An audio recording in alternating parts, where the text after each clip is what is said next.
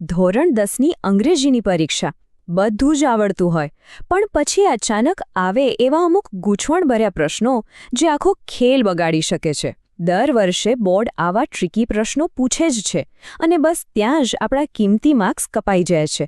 પણ હવે એવું નહીં થાય. અને જુઓ, બોર્ડની પરીક્ષામાં એક વાત તો ગાંઠ બાંધી જ લેવાની: તમામ પ્રશ્નો ફરજિયાત છે. આનો સીધો મતલબ એ છે કે એક માર્ક સોના બરાબર છે. અહીં એક પણ માર્ક ગુમાવો એટલે આપણી ટકાવારી પર સીધી અસર થવી, અને એ આપણને બિલકુલ પોસાય તેમ નથી. ખરું ને? તો સવાલ એ જ છે કે આપણે આ ગૂંચવણભર્યા પ્રશ્નો પર શા માટે માર્ક્સ ગુમાવીએ? એવા પ્રશ્નો જે આપણો આત્મવિશ્વાસ અને સ્કોર બંનેને નીચે પાડી દે છે. ચાલો આજે આ સમસ્યાને જડમૂળથી જ ઉખાડી નાખીએ. હું તમને વચન આપું છું, આ સમજૂતી પછી તમે જોખમી અનુમાન લગાવવાનું છોડી દેશો. આપણે તુક્કાબાજીને હંમેશા માટે અલવિદા કહીશું અને એક એવી ભરોસાપાત્ર પદ્ધતિ શીખીશું જે ક્યારેય દગો નહીં દે. ઘણા બધા વિદ્યાર્થીઓ છે ને, એડિટિંગ સેક્શનમાં તુક્કાબાજી પર જ આધાર રાખે છે. પણ એ તો એક જુગાડ જેવું છે. ક્યારેક બધા જવાબ સાચા પડી જાય તો ક્યારેક બધા ખોટા. આમાં કામ બની પણ શકે અને બગડી પણ શકે. પણ આપણે આવું જોખમ લેવું નથી. તો આનો ઉપાય શું? ચાલો હું તમને એક ગુપ્ત ટૂલકિટ આપું. આપણા ફક્ત 3 મુખ્ય પ્રકારના શબ્દોને ઓળખવાની એક જબરદસ્ત શોર્ટકટ શીખીશું જે એડિટિંગના પ્રશ્નોમાં વારંવાર જોવા મળે છે. આપણા ટૂલકિટનું પહેલું સાધન છે એડવર્બ. આ એવા શબ્દો છે જે બતાવે છે કે ક્રિયા કેવી રીતે થઈ. દાખલા તરીકે, તે ચાલે છે. પણ કેવી રીતે? તે ધીમેથી ચાલે છે. અહીં આ જે ધીમેથી શબ્દ છે એ એડવર્બ છે, જે ક્રિયાની રીત બતાવે છે. તો એડવર્બને ઓળખવાની સૌથી સહેલી ટ્રીક કઈ? બસ શબ્દને અંતમાં લી શોધો. મોટાભાગના શબ્દો જેની પાછળ લી લાગે છે તે એડવર્બ જ હોય છે. છે ને એકદમ સરળ?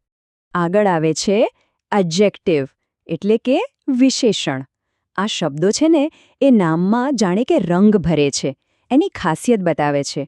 જેમ કે ખાલી છોકરો નહીં પણ સારો છોકરો, ખાલી પ્રશ્ન નહીં પણ મુશ્કેલ પ્રશ્ન. મતલબ કે આપણને નામ વિશે કંઈક વધુ માહિતી આપે છે. આ સ્લાઇડ તમારી ચીટ શીટ છે હો. આટલા બધા વિશેષણો યાદ રાખવાનો સમય ક્યાં છે? બસ આ સામાન્ય પ્રત્યયો પર ધ્યાન આપો.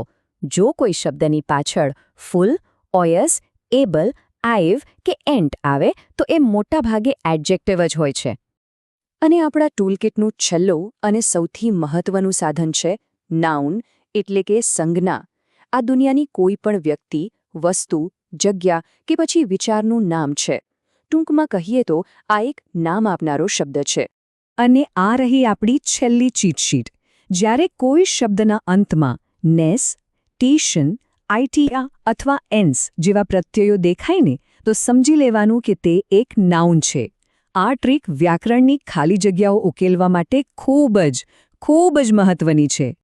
સારું, તો થિયરી બહુ થઈ ગઈ. હવે પ્રેક્ટિસનો સમય છે. ચાલો હવે અસલી મજા શરૂ કરીએ. આપણે આ નવી ટૂલકિટનો ઉપયોગ સીધા બોર્ડની પરીક્ષામાં પૂછાયેલા પ્રશ્નો પર કરીશું અને જોઈશું કે તે ખરેખર કેવી રીતે કામ કરે છે. તો આ રહ્યો આપણો પહેલો પડકાર. You should take dash exercise. અને વિકલ્પો છે રેગ્યુલર અને રેગ્યુલરલી.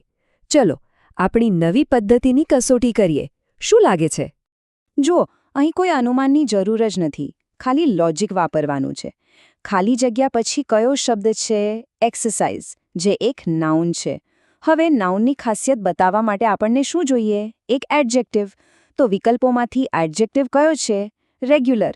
કેમ? કારણ કે રેગ્યુલરલી પાછળ તો લી છે, એટલે એ તો એડવર્બ છે. જવાબ મળી ગયો, રેગ્યુલર. સિમ્પલ. સરસ. ચાલો હવે બીજો પ્રશ્ન જોઈએ. There was a great dash in his vision. અને વિકલ્પો છે ક્લિયર અને ક્લેરિટી. ચાલો ફરીથી એ જ પદ્ધતિ વાપરીએ. ખાલી જગ્યા પહેલાં શું છે? ગ્રેટ, જે એક એડજેક્ટિવ છે. અને આપણો નિયમ શું કહે છે? એડજેક્ટિવ પછી સામાન્ય રીતે નાઉન આવે છે. હવે વિકલ્પો જુઓ.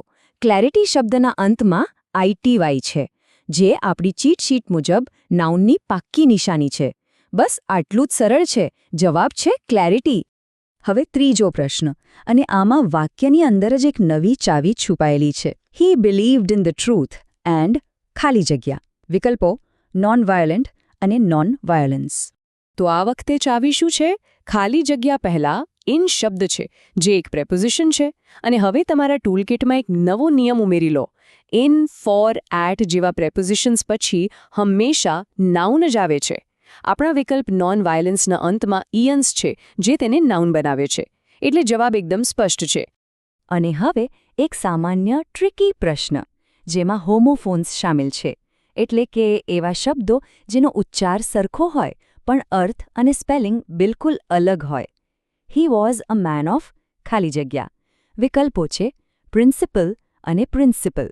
અહીં અર્થ સમજવો ખૂબ જરૂરી છે. પ્રિન્સિપલનો મતલબ થાય છે સિદ્ધાંત, જ્યારે પ્રિન્સિપલનો મતલબ થાય છે આચાર્ય. વાક્યનો અર્થ છે કે તે સિદ્ધાંતોવાળો માણસ હતો, શાળાનો આચાર્ય નહીં. તેથી સાચો જવાબ છે પ્રિન્સિપલ. તો જોયું તમે?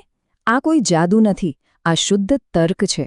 આ પદ્ધતિ તમને નસીબના ભરોસે રહેવાને બદલે પૂરા આત્મવિશ્વાસ સાથે સાચો જવાબ લખવા માટે તૈયાર કરે છે. હવે તમે અનુમાન નથી લગાવી રહ્યા, તમે જાણીને જવાબ આપી રહ્યા છો. તો પરીક્ષામાં જતા પહેલા આટલી વાતો બસ યાદ રાખજો. શબ્દોના અંતમાં રહેલા પ્રત્યયો પર ધ્યાન આપો, વ્યાકરણના આ સરળ નિયમોને મગજમાં ફિટ કરી દો, અને સૌથી અગત્યનું, તુક્કાબાજીને હંમેશા માટે ભૂલી જાઓ. અને અંતમાં હું બસ એટલું જ કહીશ કે હવે ડરવાની કોઈ જરૂર નથી.